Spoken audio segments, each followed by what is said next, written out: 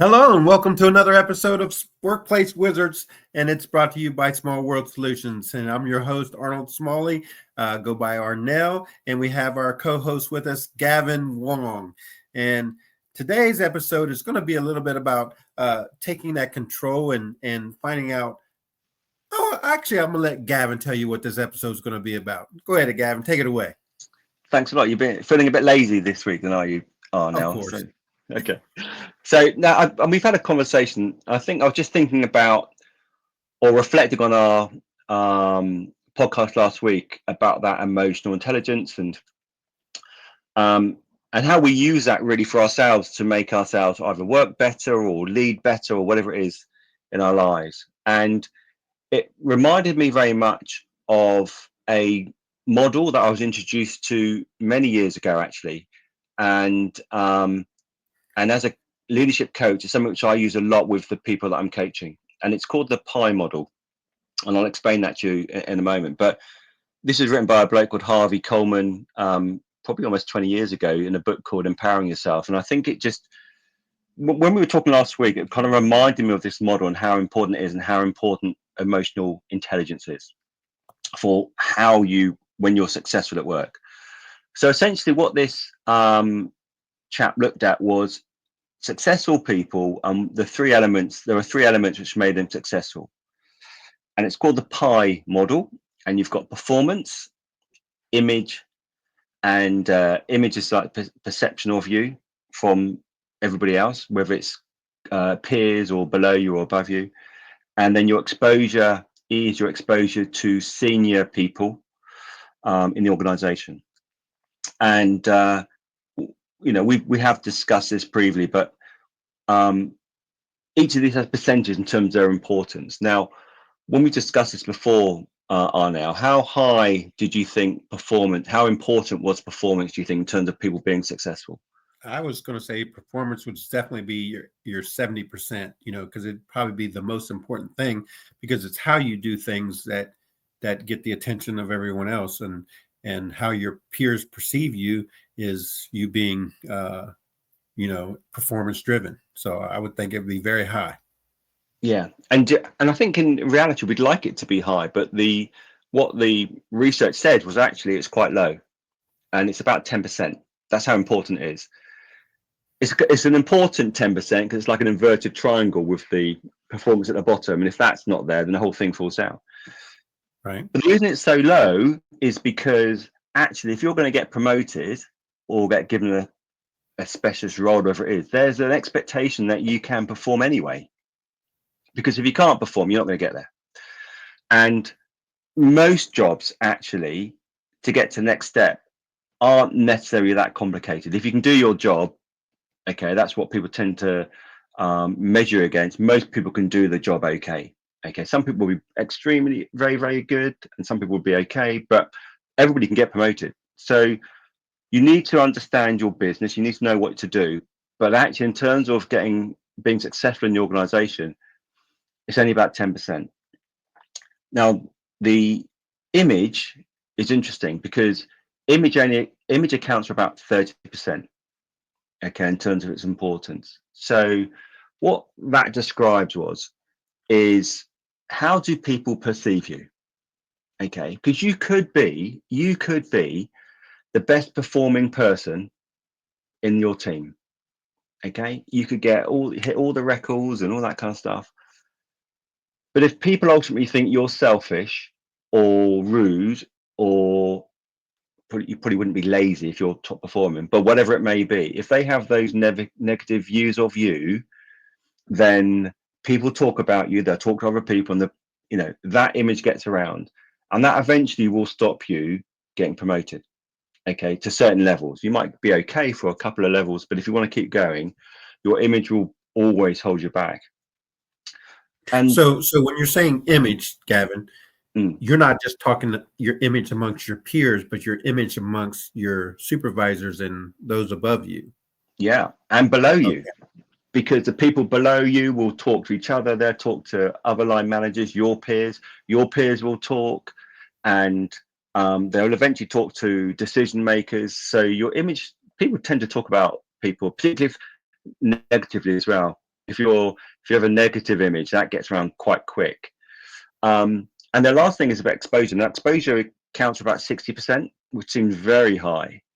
But what that's describing is that, do the people that are ultimately going to promote you, do they even know you? And do they know what you do? Okay. Because if they don't, it is, because they're only humans, it is harder for them to have some sort of affinity for you, and even on a transparent process to say, oh yeah, you're the best candidate just based on this interview. If they know a little bit more about you and they kind of know what work you do already, that will be beneficial. And the reason I like this model a lot, and I talk about a lot with people that I coach, is that anecdotally, I can see that in all of my experience in policing, 30 years of policing experience.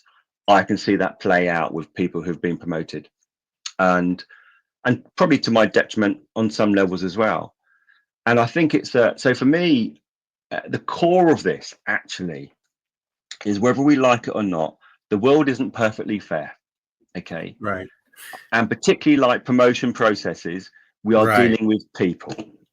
Okay. So how does the good old boy network play into that? Where, Yeah. and when I say the good old boy, what I mean is people only supporting the people that are like Yes. them or friends of them. Yes. Now that's Whether really it's black, white, Hispanic, Asian, whatever, but they're only promoting the people they know and like, as opposed to skip all that about your performance and skip all that about your image. If my buddy is the supervisor, am I going to get a leg up on the promotion? That's a brilliant challenge to it. And I think where I think that plays out is on a couple of levels. One is that organizations, and bear in mind, this model is quite old. So actually back then, that kind of nepotism and that kind of the good old guy network, good old boys network, was probably more prevalent. Organizations now are more aware of that, and they try to bring in processes which are more transparent and more fair. That's absolutely true. So you'll have interviews with independent people sitting on panels and all that kind of stuff, which, set questions or whatever it may be based on competencies, or there's lots of different ways of interviewing people, aren't there? So they do try and make it more transparent and fair. That is absolutely true. But the reality is that you're still dealing with humans, and there's subconscious biases, okay, in everybody. Yes. So, as much as we want people to be ultra fair, and we even ourselves are now cannot say 100% that we are 100% unbiased and never have any subconscious. Do you know what I mean? So these things are... That is true. That is true, Gavin. But I love where you're going with that, and I love the acronym of the PI and how it explains. But how does that translate into emotional intelligence? Yeah. So on a couple of levels, actually. One is that if you think about the image, so the perception of you, could ultimately, what the model says is that you can control more about your success than you realize. Right. Okay. Now, the people that just, and there's plenty of people that think if they just do a good job, do the performance, they will be noticed and then they will be promoted against everybody else. Doesn't work like that. Some people get noticed because there might be exceptional performance, but most people don't perform like that. So actually getting your head down is the worst thing to do, because people are busy, they've got their own work to do, they're not always looking out for other people. So if people aren't talking about you, or if you don't promote yourself, no one's going to know about you. So I'd always encourage people to, and there's research which says people that just get their heads down. It happens a lot actually for ethnic minorities. A lot of ethnic minority people and sort of black communities will say, "Oh, get my head down, do a good job," expecting to be noticed, and it doesn't happen. That's why their career paths tend to they go up at the end, towards the end of their career, as opposed to the start of their career. And there's a lot of research which suggests that. But the important thing about perception is that if your image, if you don't know yourself, you can't possibly expect people to know you. You can't possibly understand what people think of you, and that's the emotional intelligence, isn't it? Okay, Right. so you need to know one, yourself first, and your emotions and all that kind of stuff. But then you need to know how you're perceived by everybody else. Because if you know that people perceive you to be X, Y, and Z, you've got the ability to change it. You can change their perception by what you do. Okay, and that's important because those perceptions, ultimately, you want them to get to those people who are senior above you, Right. and you want them to have that right image of you. And part of it, then, the exposure is, how do you build relationships with those senior people without being a brown noser?